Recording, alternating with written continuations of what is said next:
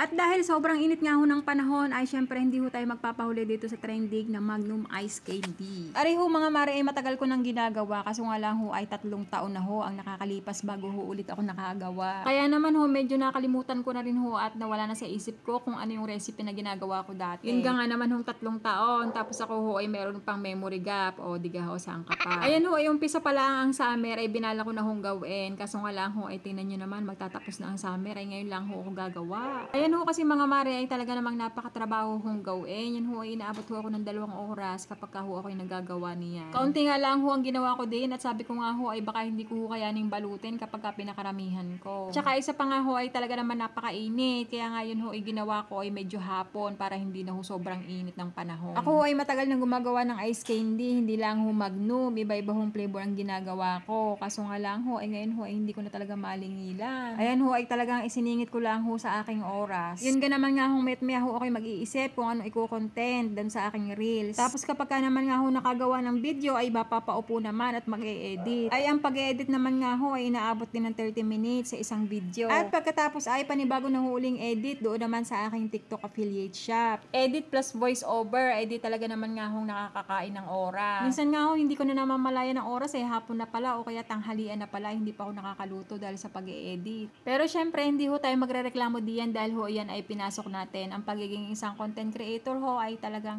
ganyan ho ang ginagawa. Hindi ho tayo pwedeng magreklamo at sumuko. Ika nga kapag ka may tiyaga ay may nilaga. Kaya mga content creator, anong gagawin natin? O ay di mag-isip na mag-isip ng ating content, mag-edit, mag-upload, mag-voice over. Ganun lang ho ating gagawin. Ay siya, kung saan na napunta ang usapan, ayan, tingnan nyo naman ho yung ginagawa kong ice candy. O, diga ho, talagang Magnum Ice Candy ho, ayan. Ako nga ho pala mga mare ay nakagawa diyan ng 60 pieces na Magnum Ice Candy. At dahil kakunti nga lang ho ayan ay inabot lang ho ako ng 1 oras sa paggagawa na yan. Dati ho kasi nung unang dating namin dito ay ako ho ay nakakagawa na yan ng 100 pieces. Ay bakit nga ho ngayon ay 60 pieces laang ay pakaramdam ko yung ngawit na ngawit na. Iba na nga ho talaga kapag ka naedad na.